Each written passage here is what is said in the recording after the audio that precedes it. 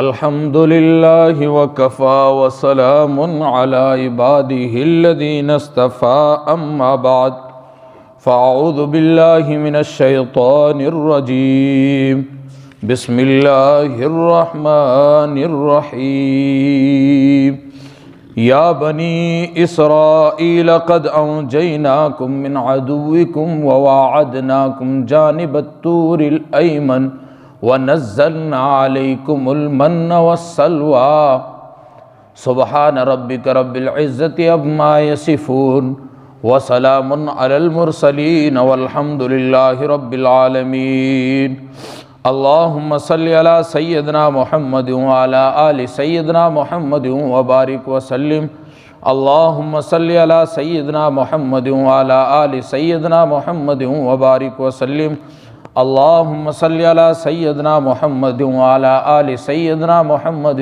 وبارك وسلم۔ محترم بزرگوں اور دوستو، میں نے گزشتہ ہفتے یہاں تک میں نے یہ قصہ چھوڑا تھا کہ حضرت موسیٰ علیہ السلام اور ان کی قوم کو اللہ رب العزت نے دریا سے پار کر دیا اور فرعون غرق ہو گیا۔ تو مفسرین لکھتے ہیں کہ بنی اسرائیل جو تھی سوال بہت کیا کرتی تھی، تو انہوں نے کہا ہمیں کیسے یقین ہو کیونکہ فرعون ڈوب گیا۔ تو اللہ رب العزت نے دریا کو حکم دیا فرعون کی لاش کو باہر پھینکے، اور انہوں نے دیکھا یہاں پہ ایک علماء نے بات لکھی ہے، مفتی زرولی خان صاحب نے خصوصی طور پر یہ بات ارشاد فرمایا کہ اللہ رب العزت نے فرعون کو باہر نکالا اور نکال کے بنی اسرائیل کو دکھایا کہ اللہ رب العزت نے اپنا وعدہ مکمل کر لیا۔ آگے اللہ رب العزت نے بنی اسرائیل سے اپنا وعدہ یاد دلایا، یا بنی اسرائیل قد انجیناکم من عدوکم، کہ بنی اسرائیل اللہ رب العزت کا تم پر یہ احسان ہے کہ تمہیں اللہ رب العزت نے تمہارے دشمن سے یعنی فرعون اور فرعونیوں سے تمہیں کو نجات دی۔ اور آگے اللہ رب العزت نے اپنی نعمت کا ذکر کیا، من جانب الطور الایمن، کہ پہاڑ کے دائیں جانب اللہ رب العزت نے تم کو پناہ دی۔ جب موسیٰ علیہ السلام وہاں سے روانہ ہوئے تو موسیٰ علیہ السلام نے قوم کو کہا، حضرت ہارون کو اپنا نائب بنایا اور کہا کہ تم میرے پیچھے آؤ، میں کوہ طور پہ جاتا ہوں اللہ رب العزت سے کتاب لینے کے لیے۔ اور موسیٰ علیہ السلام نے فرمایا کہ اللہ رب العزت نے مجھ سے وعدہ کیا ہے 30 دن کا میں اعتکاف کروں گا اور 30ویں دن اللہ رب العزت مجھے تورات عطا فرمائیں گے۔ تو موسیٰ علیہ السلام وہاں چلے گئے اور یہ بنی اسرائیل پیچھے آ رہا تھا۔ بعض مفسرین نے لکھا ہے کہ یہ جو 6 لاکھ جو لوگ تھے، ان میں سے 70 آدمیوں کو موسیٰ علیہ السلام نے منتخب کیا، وہ موسیٰ علیہ السلام کے ساتھ گئے، اور اللہ رب العزت نے اس وادی کے اندر ان کو جو نعمتیں دی ان نعمتوں کا ذکر کیا۔ خصوصاً ابن کثیر نے اور مفتی شفیع صاحب رحمۃ اللہ نے لکھا ہے کہ جب یہ شام کی طرف روانہ ہوئے تو ملک شام کے اندر یہ داخل نہیں ہوئے، وہاں کے جو لوگ تھے وہ بڑے قداور لوگ تھے۔ تو بنی اسرائیل نے کہا ہم نہیں چلتے، موسیٰ علیہ السلام سے کہا آپ جاؤ لڑو اور ہم تو تماشا دیکھیں گے بیٹھے ہوئے یہاں۔ تو یہ حدیث فتون کے اندر بھی موجود ہے۔ موسیٰ علیہ السلام نے ان کو سمجھایا اور قوم کے اندر سے 2 لوگ آئے، انہوں نے بھی ان کو سمجھایا۔ اس کے متعلق مفسرین لکھتے انہی میں سے تھے یا یہ کہ اس قوم سے تھے، انہوں نے بھی ان کو سمجھایا لیکن یہ نہیں مانے۔ تو اللہ رب العزت نے ان کو اس میدان کے اندر بلا دیا، اس کے اندر ہی رکھ دیا، یعنی کوہ طور کے پاس میں، اور پھر وہ میدان تھا۔ لیکن نبی جو موجود ہوتا ہے، نبی کی برکات ہوا کرتی ہے، تو اللہ رب العزت نے وَنَزَّلْنَا عَلَيْكُمُ الْمَنَّ وَالسَّلْوَىٰ، اللہ رب العزت نے ان کو منّ وَالسَّلْوَىٰ، ایک پاک غذا ان کو اللہ رب العزت نے عطا فرمائی۔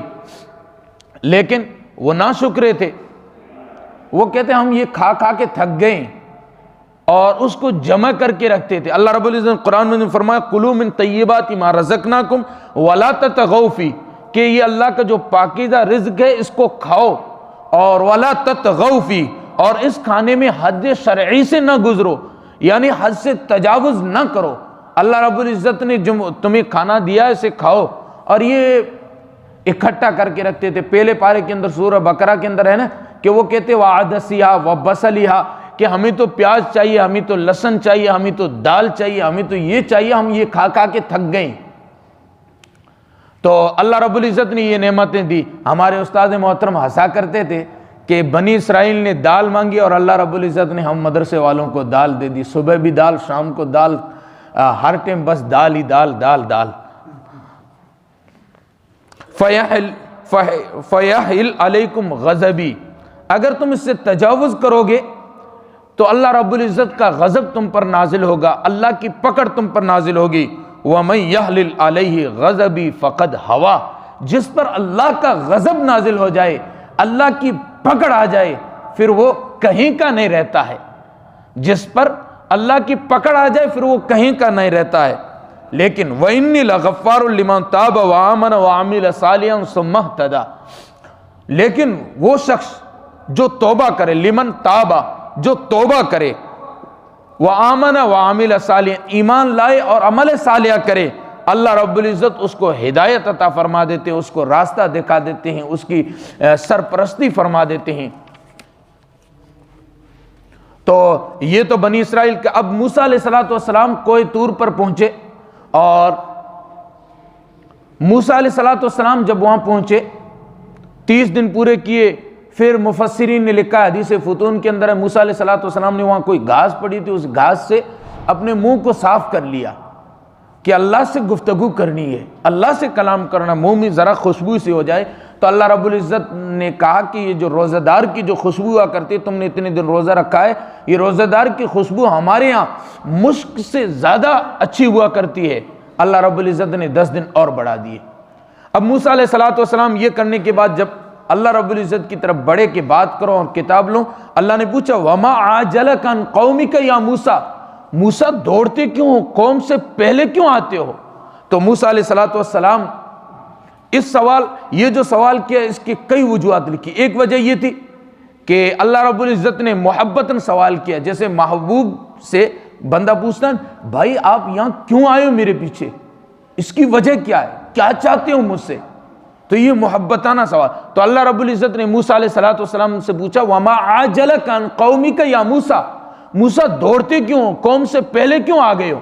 تو موسیٰ علیہ السلام نے یہاں پہ 2 وجوہات بتائی۔ قَالَ هُمْ أُولَٰئِ عَلَىٰ أَثَرِي، میری قوم پیچھے آ رہی ہے، وہ لوگ پیچھے آ رہے ہیں۔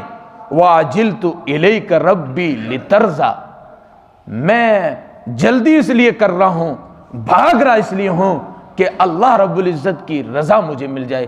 سید عبد المجید ندیم صاحب فرمایا کرتے تھے کہ ایک کلیم ہے، ایک حبیب ہے، وہ دیکھیے نا، کلیم کوہ طور کے سنگ ریزوں پر دوڑ رہا ہے کہ رب کی رضا نصیب ہو جائے، اور ایک حبیب ہے، اللہ رب العزت فرماتے ہیں وَلَسَوْفَ يُعْطِيكَ رَبُّكَ فَتَرْضَىٰ، محبوب میں طے کیے بیٹھا ہوں، تجھے خوش کر کے چھوڑوں گا۔ اس لیے کسی نے کہا ہے کہ عبد دیگر عبدہو چیز دیگر، ایک ہے عبد عام بندہ، ایک ہے اس کا بندہ، تو سرافا انتظار وہ سرافا منتظر، ایک تو یہ ہے عام بندہ، ایک ہے اس کا بندہ۔ تو محبوب صلی اللہ علیہ وسلم اس کے خاص ہے۔ تو اللہ رب العزت نے موسیٰ علیہ السلام سے پوچھا موسیٰ جلدی کیوں کرتے ہو؟ عرض کیا اللہ میں جلدی اس لیے آیا ہوں، بھاگ کے اس لیے آیا ہوں کہ آپ کی رضا مجھے نصیب ہو جائے۔ تو اللہ رب العزت نے موسیٰ علیہ السلام کو بتایا قال فَإِنَّا قَدْ فَتَنَّا قَوْمَكَ مِن بَعْدِكَ وَأَضَلَّهُمُ السَّامِرِيُّ، موسیٰ تم جلدی آ گئے، پیچھے سامری نے تمہاری قوم کو بہکا دیا ہے، تمہاری قوم کو فتنے میں ڈال دیا ہے۔ موسیٰ علیہ السلام تختیاں لے کر واپس آئے، فرجع موسیٰ الی قومہ غضبان اسفا، غرض موسیٰ علیہ السلام غصے اور رنج کی حالت میں واپس قوم کے پاس آئے، اور قوم سے کہنے لگے من ربکم فاخلفتم موعدی، اللہ رب العزت نے تم سے جو وعدہ کیا تھا تم نے اس کے وعدے کے خلاف کر لیا۔ تو قوم کہنے لگی قالوا ما اخلفنا موعدک بملکنا، ہم نے اپنے اختیار سے اس وعدے کی خلاف ورزی نہیں کی، وَلَكِنَّا حُمِّلْنَا وَزَارًا مِّن زِينَةِ الْقَوْمِ فَقَذَفْنَهَا فَكَذَلِكَ أَلْقَى السَّامِرِيُّ، ہم نے جان بوجھ کے نہیں کیا بلکہ یہ ہمارے اوپر بوجھ ڈالا گیا، اور جب ہم نے وہ جو زیورات تھے وہ ہم نے آگ میں ڈالے تو سامری نے بھی کچھ ڈالا اور اس وجہ سے ہم بہک گئے۔ اس کے تحت تو علماء لکھتے ہیں، مفسرین لکھتے ہیں کہ بنی اسرائیل وہاں سے جب نکلے تھے تو اس وقت بنی اسرائیل نے چند چیزیں، چند زیورات ان قبطی لوگوں کی لے لی تھی کہ ہم عید منانے جا رہے ہیں، تو اب ان کے پاس یہ جو مال تھا، حضرت ہارون علیہ السلام نے ان سے کہا کہ بھائی اس کو آگ میں ڈال دو، یہ ہمارے لیے حلال نہیں ہے۔ اور جب سب نے وہ جو سونا چاندی جو بھی تھا وہ ڈالا، اس کے بعد سامری جو تھا اس سامری نے بھی کچھ چیزیں ڈال دی، یعنی مٹھی کے اندر کچھ تھا وہ بھی ڈال دیا۔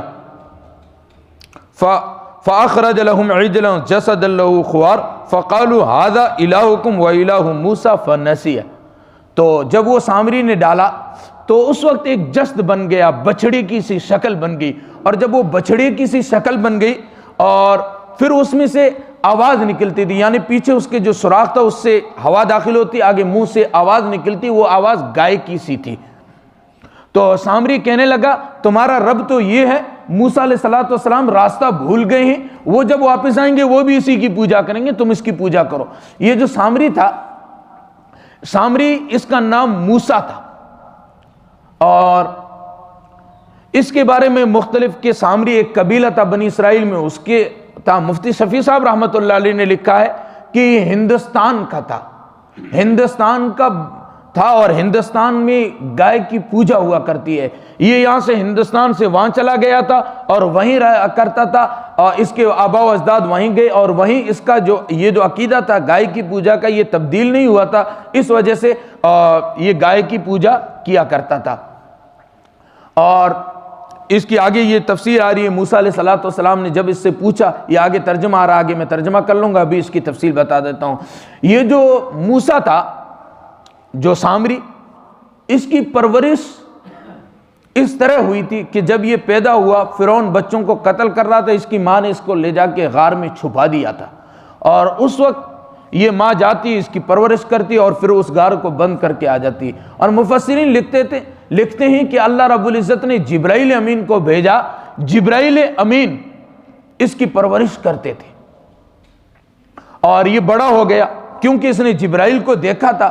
تو جب یہ سمندر سے پار ہو رہے تھے اس وقت جبرائیل امین ان کو گزار رہا تھا، آگے نکال رہا تھا، تو جبرائیل امین کا جو گھوڑا تھا وہ جہاں پیر رکھتا تھا اور پیر اٹھاتا وہاں پہ ہریالی آ جاتی۔ اس کی وجہ یہ ہے کہ دنیا کی جو مٹی ہے، دنیا کی مٹی بنجر ہے، اور جنت کی جو مٹی ہے وہ خوشحال ہے، تو وہ جنت کے اثرات تھے، جہاں بھی جنت کی مٹی والا پاؤں اس کا گھوڑے کا پڑتا ہے وہاں پہ جنت کے اثرات آ جاتے ہیں، ہریالی آ جاتی ہے۔ اس پر علماء انبیاء علیہ السلام کی جو موت ہے اس کے متعلق حضرت نانوتوی رحمۃ اللہ علیہ نے یہی لکھا ہے۔ حضرت نانوتوی فرماتے ہیں عام بندے کی مٹی جو ہے جسم کے اندر یہ دنیاوی مٹی ہے، تو اس کی جب روح نکل جاتی ہے تو اس کے جسم سے اور قلب دونوں سے نکل جاتی ہے، بالکل الگ ہو جاتی ہے۔ اور نبی کو جو اللہ رب العزت نے بنایا وہ جنت کی مٹی ہے،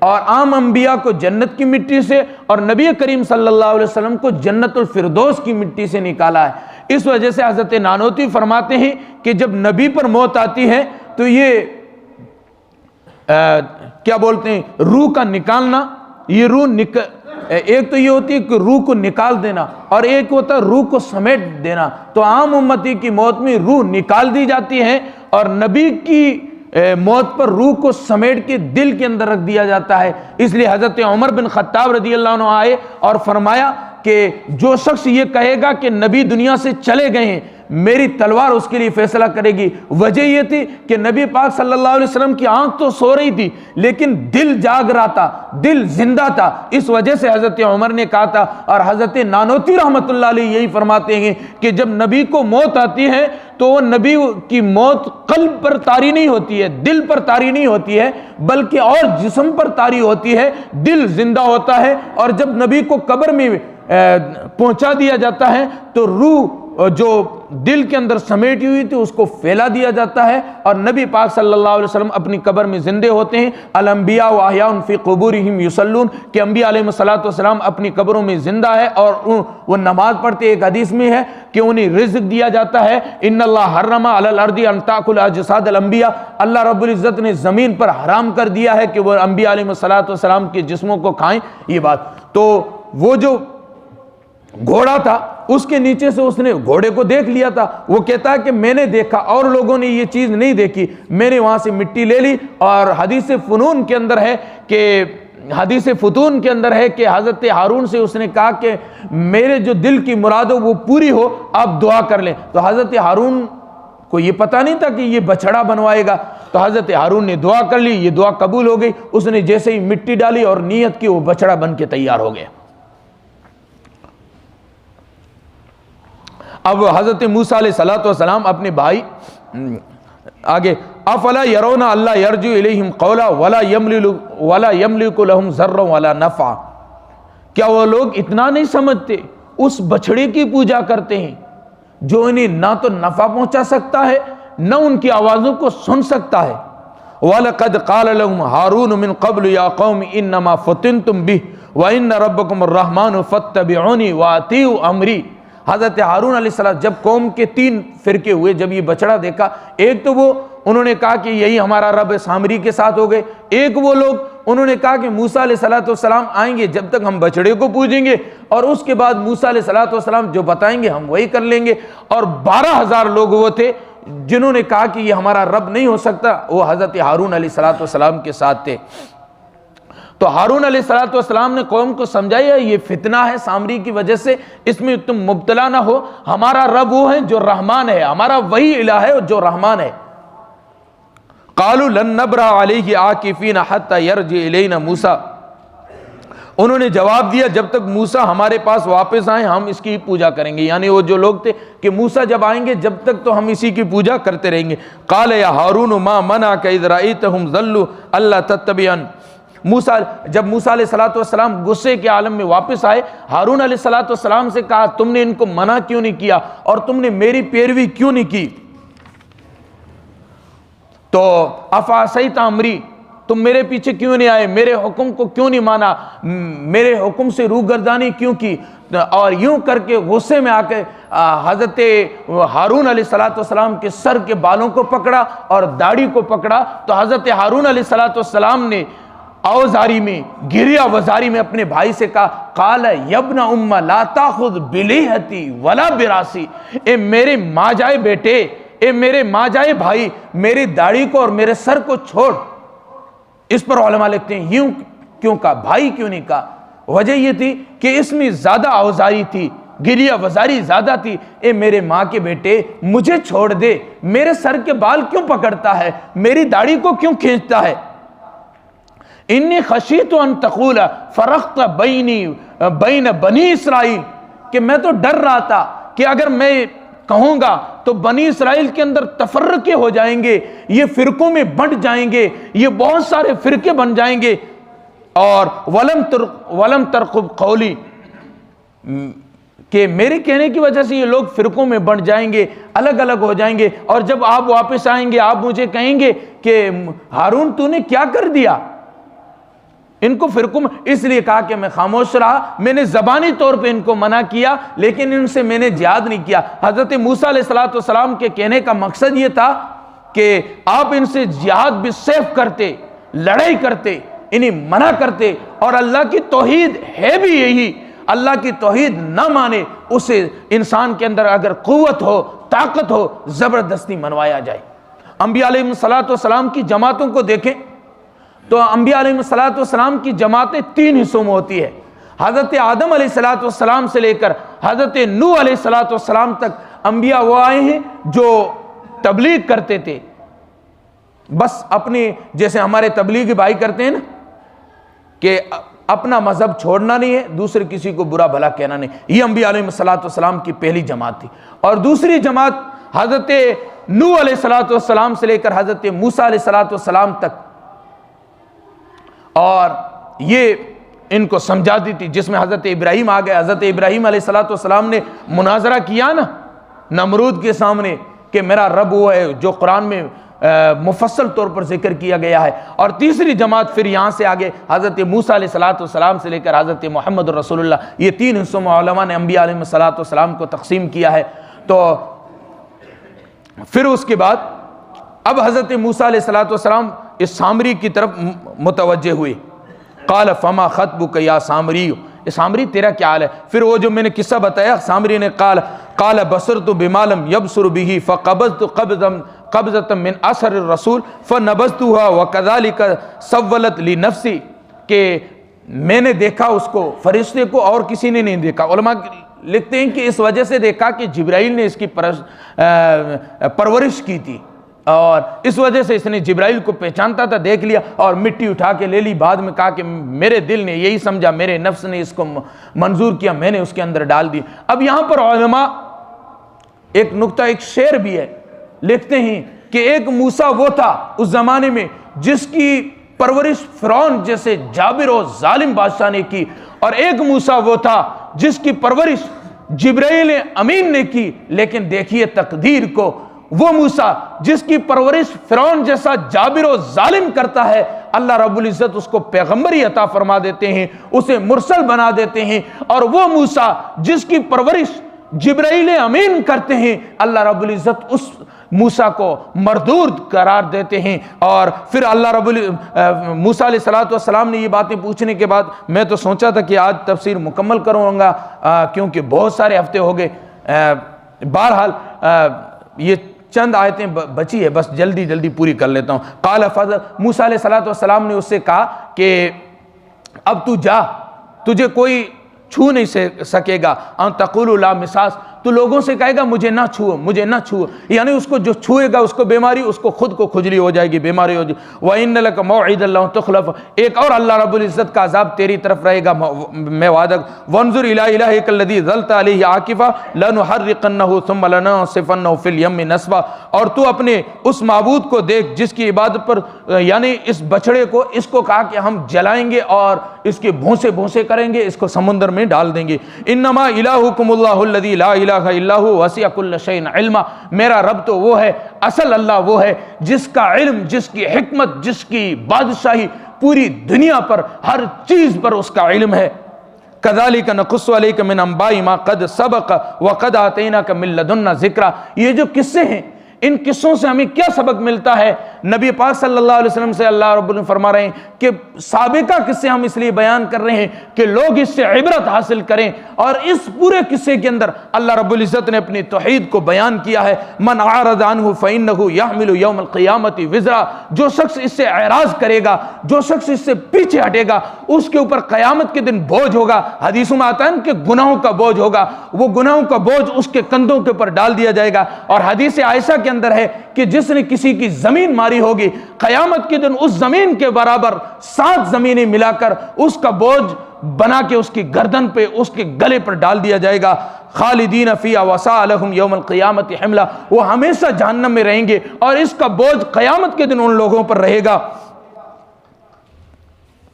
وَيَوْمَ يُنْفَقُ فِي الصُّورِ وَنَحْشُرُ الْمُجْرِمِينَ يَوْمَئِذٍ زُرْقًا، کہ قیامت کے دن جب سور پھونکا جائے گا، ہم مجرمین کو لائیں گے، جو گنہگار ہوں گے، جو توحید کا انکار کرنے والے ہوں گے، جو باغی ہوں گے، ان کی آنکھیں نیلی پیلی ہوگی. زرقا، اس کے متعلق زرقا کے متعلق علماء لکھتے ہیں نیلی یا پیلی، اس طرح کی ان کی آنکھیں ہوگی. ہم ان کو جمع کریں گے.